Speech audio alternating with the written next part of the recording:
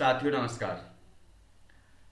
साथियों, बहुत सारे डायरेक्ट सेलर जो मिलते हैं और बोलते हैं कि सर गेस्ट के पास जाता हूँ, क्या बात करूँ, कैसे बात करूँ, कुछ समझ में नहीं आता, दिमाग ब्लैंक हो जाता है। तो साथियों, आज इसी मुद्दे पे मैं आपसे बात करने वाला हूँ और आपकी समस्याओं को जड़ से आज मिटा दूंगा।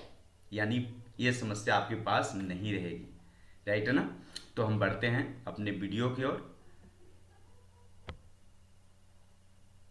साथियों, पर्सपेक्टिंग यानी प्रोजेक्शन यानी कि पर्सपेक्टिंग क्या है? पर्सपेक्टिंग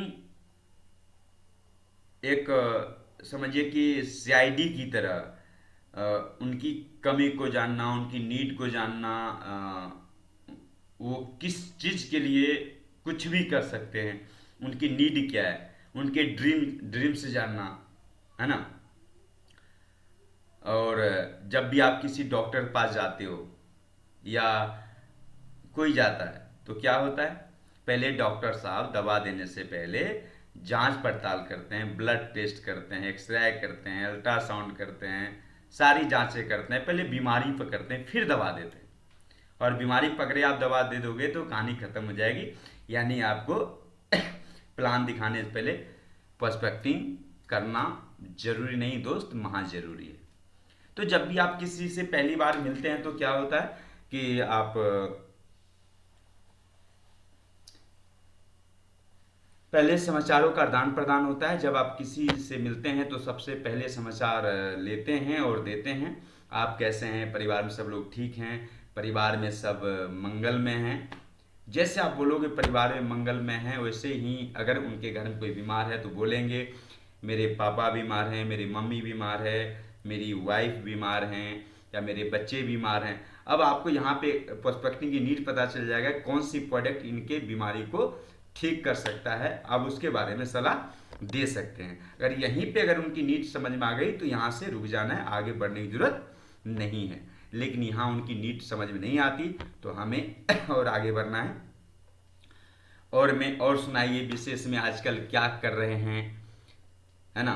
और जब विशेष में क्या कर रहे हैं बताते हैं, देखिए उस किस मुद्दे पे आपसे मतलब चर्चा करते हैं जो उनका फेवरेट टॉपिक होगा। जैसे किस टॉपिक की बात शुरू करते हैं, वो वही टॉपिक पर बात शुरू करेंगे जिसमें उनका रुचि होगा, है ना?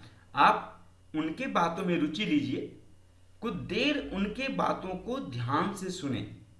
ध्यान से सुनेंगे तो उनकी बात में जो कमजोरी आएगी, जो कुछ लोग भोकाल टाइट करते हैं, कुछ लोग बनावटी बातें करते हैं, कहीं कहीं पे गलत बात करते हैं, तो उनको कमी को बद करके उस पर आप चर्चा कर सकते हैं। राइट ना? साथियों, इसके बाद बातचीत के दौरान तारीफ करने का मौका मिले तो दिल से तारीफ जरूर करें, क्योंकि तारीफ एक ऐसा हथियार है जो हमारे रिलेशन को, बॉन्डिंग को बहुत मजबूत कर देता है। और सेल निकालने के लिए रिलेशनशिप सबसे बड़ा हथियार है। तो आपको रिलेशन बिल्ड करने के लिए आपको वहाँ पे तारीफ करनी चाहिए। और वो कोई भी मुद्दा उठा सकते हैं, जैसे क्रिकेट पर, नेताओं के ऊपर, पैसों के ऊपर, लोगों की कमी ढूंढने में या धार्मिक लाइन में कई सारे मुद्दे उठा सकते हैं। और उनके मुद्दे को ध्यान से सुनना है। पहले उनकी, जैसे एक गिलास में मान लीजिए पूरा पानी भरा हुआ है, और जब तक खाली नहीं होगा आप दूध नहीं डाल सकते। और उसी पानी में दूध डालेंगे तो दूध बेकार चला जाएगा। जब तक उनके दिमाग की बातें जब तक उनकी दिमाग की बातें खत्म नहीं होती, खाली नहीं होता, तब तक उसमें आप कुछ डाल नहीं सकते। तो पहले सुनना चाहिए। सुनेंगे तो उनकी कई सारे समस्याएं आपको पता चलेगा। अगर अभी तक कोई समस्या पता नहीं चला है तो आपको FORM फॉर्म की तकनीक पर बात शुरू करना चाहिए। फॉर्म की पहली जो शब्द है वो है एफ से फैमिली, फैमिली यानी परिवार। अब यहाँ पे दो तरह से, परिवार में कितने लोग हैं जानते हैं तो बहुत अच्छा है, नहीं जानते तो आप पूछ सकते हैं। या इसको इस तरह से पूछ सकते हैं, आपके कंधों पर कितने लोगों की जिम्मेदारी है। वो बोल सकते हैं 5 लोग को, 6 लोग को, 7 लोग को, जो भी उनकी जिम्मेदारी रहेगा आप उन्हें बोल सकते हैं। और उसके बाद जो सवाल होगा, घर में क्या क्या व्यवस्था है, क्या लिखा है स्क्रीन पर, पूछना नहीं है, जज करना है ना। इसके बाद बच्चे कहाँ पढ़ते हैं ये पूछ सकते हैं, सरकारी में पढ़ रहे हैं, प्राइवेट पढ़ रहे हैं, या अपने लोकल एरिया से कहीं दूर अच्छे शहरों में पढ़ रहे हैं, या विदेश पढ़ने के लिए भेजे हुए हैं, है ना। तो इस पर चर्चा कर सकते हैं। विदेश भेज रहे हैं या दूसरी जगह पढ़ रहे हैं तो पैसे पे अच्छा खासा खर्च कर रहे होंगे। अगर लोकल सरकारी में पढ़ते तो यहाँ भी उनकी एक कमी जिस पे आप चर्चा कर सकते हो।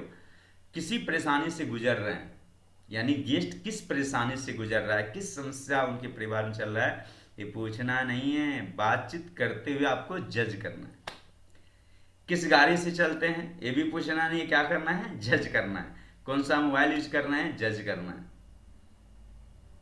जज करना है यानी पता करना, माइंड में कमजोरी जो आप प्लान में आपको काम आएगा। और कुछ सवालें जो है यहाँ पे पूछना है, वो मैंने आपको बताया। अब एफ पे फैमिली, परिवार में कितने लोग हैं, परिवार कैसे हैं, और परिवार में क्या क्या समस्याएं हैं, फैमिली के बारे में आप पता कर सकते हैं। इसके बाद नेक्स्ट जो हमारा सेकेंड लेटर है वो है ओ, यानी ओक्यूपेशन। और ओक्यूपेशन में ये नहीं पूछना है कि काम कैसा चल रहा है, बॉस कैसे हैं, आपका धंधा कैसे चल रहा है। आपको ज्योतिष बन करके तीर चलानी, क्योंकि जब तक तवा गर्म नहीं होती रोटी नहीं पकती, है ना। तो आपको थोड़ा सा गर्म करनी है। वो शब्द लाइन है, सुने हैं आपका काम बहुत अच्छा चल रहा है, कमाई अच्छा आता होगा। जैसे आप बोलेंगे ना दोस्त, ये बातें उनको दिल को छेद कर देगा, है ना। और वो आपसे अब कुछ इस तरह से बात करेंगे। गेस्ट अपना हर एक समस्या आपको बताएंगे। जैसे मान लीजिए दुकानदारी करते हैं तो ग्राहक नहीं आ रहे हैं, काम मंदा चल रहा है, जब से लॉकडाउन हुआ है, कोरोना आया है, हालत मतलब खराब है ना। कर्ज हो गया है, लड़की की शादी करना है, बच्चों की फीस नहीं भर पाते हैं, घर बनाना है, घर की जरूरत भी पूरा नहीं हो रहा है। आप एक समस्या जानना चाह रहे थे, वो सारी बातें आपके सामने उन्होंने रख दिया। इतनी नीड उनकी मिल गई जिसको आप सॉल्व कर सकते हो। अब आपके पास गेस्ट की सारी समस्या आपके सामने है। जिस परेशानी से हम गुजर रहे हैं वही परेशानी से आपके भी पास है, लेकिन इन समस्याओं का समाधान खोजना पड़ेगा, और मैं इस समस्या का समाधान नहीं खोज पा रहा हूं, है ना। अब यहाँ पे एक बातें आपको समझनी पड़ेगी। किसी की जिंदगी में अगर समस्या है, इसका मतलब उसका समाधान उसके पास नहीं है। अगर समाधान होता तो समस्या आया चुटकी बजा के वो खत्म कर ली होती। इसका समस्या है तो समाधान नहीं है, अगर समाधान है तो फिर उनकी जिंदगी में समस्या नहीं है ना। और वही और ऐसा कोई इंसान नहीं धरती पे जिसकी जिंदगी में समस्या ना। किसी के पास पैसे की समस्या है, किसी के पास समय की समस्या है, किसी के पास हेल्थ सही नहीं है। ऐसी कई सारी चीजें हैं जिस मुद्दों पे आप उनसे बात कर सकते हैं, है ना। तो क्या समझ में आया? पैसा है, पैसे की समस्या है, यानी समस्या है मतलब समाधान उसका उनके पास नहीं, या समाधान है तो समस्या ही नहीं होगा। सिंपल सी बात है, राइट ना। तो आप ऑक्यूपेशन पे बात करेंगे और सारी नीड उनके पता चल जाएगी। अब उस नीड को समाधान क्या है। कल एक अमीर इंसान से मुलाकात हुआ, और अमीर कौन? हमारे महागुरु श्री अमित मिश्रा सर, श्री कमलेश सिंह गहलोत सर, हमारे गुरु विशेष सर। एक सक्सेसफुल लोगों से, अमीर आदमी से या सक्सेसफुल लोगों से एक छोटी सी स्टोरी बनानी है। बनानी क्या है, यह हकीकत है। जब हम उनसे मिलते मुलाकात हुआ, उन्होंने बातचीत में हमसे पूछे कि इंसान काम क्यों करते हैं, तरक्की के लिए या कर्ज के लिए। मैं सोचने पे मजबूर हो गया। क्यों मजबूर हो गया? मेरे पिताजी 18 साल या 16 साल में काम शुरू किए और 60 साल तक हो गए। पूरी जिंदगी रात दिन काम काम काम पे लगा दिए, और काम पर क्यों लगाए हैं? पैसे के लिए। तो जिंदगी भी खत्म हो गई और पैसा भी नहीं है। तो इंसान कर्ज के लिए काम किया था या तरक्की के लिए? दोस्त तरक्की के लिए, लेकिन तरक्की तो दूर दूर तक नजर नहीं आ रहा है। कहीं जो हालात आज हमारे पास है वो आपके पास ना हो, या पिताजी की उम्र जाते जाते वही समस्या से आप भी तो सामना नहीं करना चाहते, है ना, जो समस्या हमारे पिता के पास या गार्जियन के पास है, राइट ना। क्योंकि जिम्मेदारी मायने ये नहीं रखता कि हमारे पिताजी ने हमें क्या ज़िंदगी दिया है, मायने ये रखता है कि हम अपने बच्चों को ज़िंदगी क्या देंगे। दोस्त, जिस काम को करने के बाद कर्ज बढ़ता चला जा रहा है, तरक्की नहीं हो पा रही है, उस काम को धीरे धीरे छोड़ देना चाहिए या दूसरा ऑप्शन ढूंढना चाहिए। संभव हो तो तुरंत छोड़ दें, नहीं तो धीरे धीरे उस काम को छोड़ना है, मतलब धीरे धीरे पार्ट टाइम कुछ और करें जहां से आप इनकम को बढ़ा सकें, राइट ना। तरक्की ना होकर परेशानी बढ़ रहा है, इस समस्या के समाधान नहीं खोजे तो बहुत बड़ी कठिनाइयों का सामना करना पड़ सकता है फ्यूचर में, भविष्य में। मुझे तो सुनकर टेंशन हो गया दोस्त, है ना। उस टेंशन को कैसे खत्म करेंगे, इन सारी समस्याओं का समाधान कैसे निकालेंगे, इस पे आप गेस्टों से चर्चा करेंगे, है ना। उसके बाद हमारा नेक्स्ट लेटर है आर, यानी रिक्रेशन। इसका मतलब होता है मनोरंजन, है ना। क्या आप मनोरंजन के लिए समय निकाल पाते दोस्त? पेट में दाना हो या ना हो, बदन पे कपड़े जैसे भी हो, लेकिन आज मोबाइल सबके पास है। क्या है मोबाइल? एक मनोरंजन का साधन है। लोग व्हाट्सएप में डूबे रहते हैं, फेसबुक में डूबे रहते हैं, कई सारी वीडियो नाना प्रकार के हैं, यानी ये मनोरंजन के साधन है ना। तो मनोरंजन के लिए समय निकाल पाते या नहीं निकाल पाते, या 1 मिनट का भी समय नहीं मिलता, हमेशा व्यस्त रहते हैं, बिजी रहते हैं। क्या आप अपने लिए या परिवार के लिए समय निकाल पाते हैं, या हमेशा मशीनों की तरह बिजी रहते हैं? दोस्त, इस समय की बात पे एक छोटी सी स्टोरी जो हमारे गुरुजी कमलेश सिंह गहलोत सर ने आज से कुछ दिन पहले सुनाए थे। एक अमीर व्यक्ति थे और उनके 5 साल की बिटिया थी। जब वो ड्यूटी पे निकले तो बिटिया पापा से सवाल करती है, पापा आप एक दिन में कितना कमा लेते हो? तो पापा बोलते हैं कुछ सोच कर, बेटा 5,000 रुपया कमा लेता हूँ। तो बिटिया बोलते हैं कि 2 मिनट के लिए रुकना पापा, और बिटिया घर के अंदर जाती है, अपनी गुल्लक लेके आती है, उसको तोड़ती है, सारा पैसा इकट्ठा करती है, लगभग 2,500-3,000 रुपये उनके गुल्लक में होते हैं, और बोलते हैं पापा आप एक दिन 5,000 कमाते हो, 5,000 तो नहीं है, इतने हैं, आप ये पैसे रख लो, क्या आप आज आधा दिन मेरे साथ खेल सकते हो या मेरे साथ बिता सकते हो? दोस्त, बहुत सारे लोग हैं जो पैसे के लिए रात दिन एक कर रहे हैं, लेकिन उन्हें परिवार में समय देने के लिए समय नहीं है।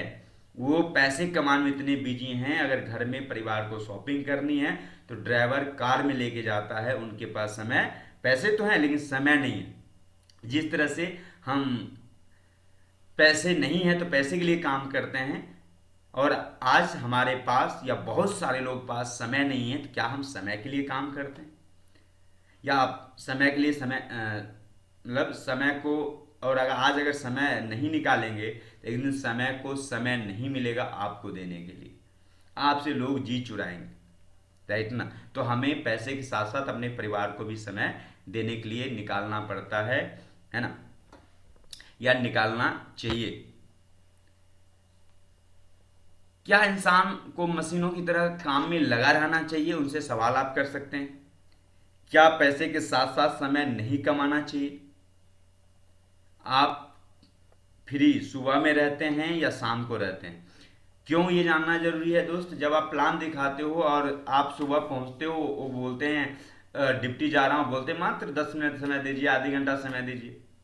अब आप कुछ समझाते भी हो तो उनका ध्यान तो ड्यूटी पे रहता है और आपकी बातों को अच्छे से समझ नहीं पाते। तो जरूरी है कि जब भी आप चर्चा करें, जब उनके पास खाली का समय हो, फ्री टाइम हो, जब वो बैठे रहे, यानी कहीं दुकान पे जहां मिला वहीं आप शुरू हो गए, नहीं, ये गलत तरीका है। सिस्टम से काम नहीं करेंगे तो कामयाबी आपसे दूर भागते चला जाएगा। तो दोस्त, इस बात को ध्यान देना है। इसके बाद नेक्स्ट लेटर है एम, यानी मनी, यानी पैसा। अब पैसे पे क्या बात करना है? सर पैसा तो आप अच्छा खासा कमा लेते हैं। अब किसी को आप भाई बोलते हो, दोस्त बोलते हो, सर नहीं बोलना है। यहाँ पे एक शब्द का इस्तेमाल किया गया है। आप जिस लैंग्वेज में जिस व्यक्ति से बात करते हैं उसी लैंग्वेज में बात करना है। आई टू आई कांटेक्ट हो, चेहरे पे थोड़ा स्माइल हो, ये छोटी छोटी बातें नहीं भूलनी है ना। सीखने की नज़रिया से एक सवाल पूछना चाहता हूँ, है ना। क्या है सवाल? पैसा तो आप अच्छा खासा कमा लेते हैं, लेकिन मैं कुछ आपसे सीखना चाहता हूँ। सीखने से एक सवाल पूछना चाहते हैं, है ना। अब सवाल क्यों पूछना है? भाई हो, दोस्त हो या रिश्तेदार हो, ऐसे रिश्ते सुख दुख में, यानी ऐसे रिश्ता हम सब चाहते हैं जो सुख में भी साथ दे, दुख में भी साथ दे। ऐसा ना हो सुख में साथ दिया, दुख में लात मार दिया। ऐसे रिश्ते ना हमें चाहिए ना आपको चाहिए, राइट ना। तो हर व्यक्ति को रिश्ता चाहिए सुख दुख दोनों में साथ दे। तो क्या एक ऐसा काम नहीं चाहिए जो सुख और दुख दोनों में साथ दे? गेस्ट आपका निश्चित रूप से जवाब देगा, बिल्कुल काम भी ऐसा चाहिए, काम सुख और दुख दोनों में साथ दे। और रोशनी डाल सकते हैं, मतलब काम करूं तो भी पैसा आए, घूमने जाऊं तो भी इनकम आता रहे, बीमार या कोई भी अनहोनी घटना हो जाता है, ऐसी परिस्थिति में काम ना करूं तो भी पैसा आता रहे। लॉकडाउन में काम ना कर पाऊं तो भी पैसा आता रहे, पूरे हिंदुस्तान बंद रहे तो भी हमारी इनकम आता रहे। क्या आपके नज़र में ऐसा कोई काम है जो सुख दुख दोनों में साथ दे? पूछ करके रुकना है। देखिए सामने वाला क्या जवाब देते हैं। जवाब देते हैं यस तो ठीक है, और लगभग जवाब यही मिलेगा कि नहीं ऐसा कोई काम नहीं है। 99% चांस है कि जवाब यही मिलेगा कि ऐसा कोई काम नहीं है।